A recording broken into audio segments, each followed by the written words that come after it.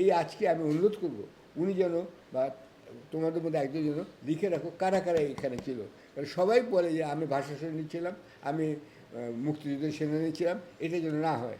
এবং কত লোক বাংলাদেশের কোনো গণনাই নেই, এটা এটা করতে হবে। এবং স্কুল কলেজের কারিকুলামগুলো চেঞ্জ করতে হবে। এগুলো সব ইন্ডিয়ান নির্দেশ হয়েছে, বিশেষ করে ডক্টর জাফর ইকবাল উনি করেছেন, উনি 2 কোটি টাকা পেয়েছিলেন এটার জন্য, আওয়ামী লীগ গভর্নমেন্ট আশা করে। ওয়ার্ল্ড ব্যাংকের বিশেষজ্ঞদের সঙ্গে কথা বলছি, 3 বছরের মধ্যে যদি কোনো শিশুর পুষ্টি না ঘটে, ব্রেনের ঠিক না হয়, খাওয়া দাওয়া ঠিক মতো না হচ্ছে, সে কিন্তু একটা হাত পা 4 হাতওয়ালা প্রাণী হবে, কিন্তু তার মাথায় কোনো বুদ্ধি থাকবে না।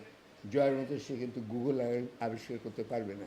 সুতরাং আমি মনে করি যে এই যে 3 বছরের শিশুদের এখনই জাতীয় কার্যক্রমে খুব প্রায়োরিটি দিয়ে ওদেরকে ডিম দুধ এগুলো যেন খাওয়ানোর একটা ব্যবস্থা করা মানুষ যেন করে বিনা পয়সা। এখানে যখন আমার বাচ্চা হয় তখনও কিন্তু গভর্নমেন্ট দুধ এবং আরও কিছু ভিটামিন টিটামিন সব ফ্রি দিত।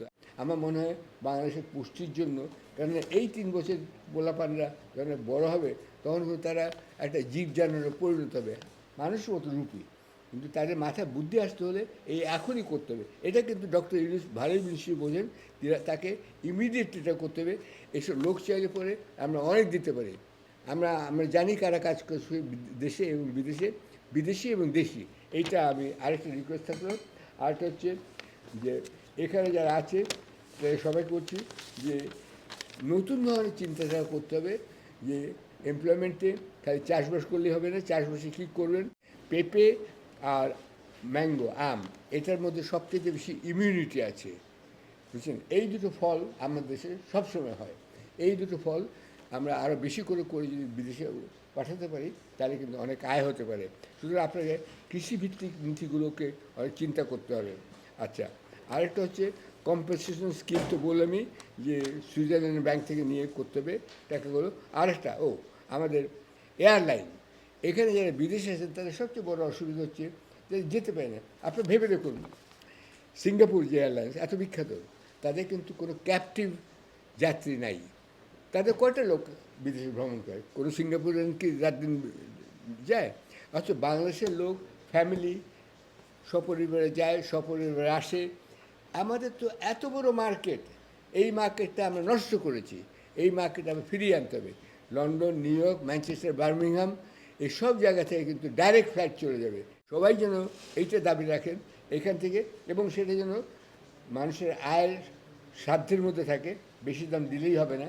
কেন আমাকে এমিরেটস দিতে হবে? এমিরেটসের প্রতিষ্ঠা হয়েছে বাংলাদেশ বিমান এয়ারলাইন্সের 4 বছর পরে।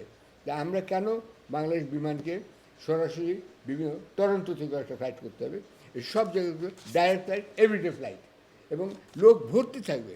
আপনি যদি ভালো সার্ভিস দেন লোক ভর্তি থাকবে, কোনো প্রবলেম নেই। এগুলো করেন, চুরির দিকে মন না দিয়ে।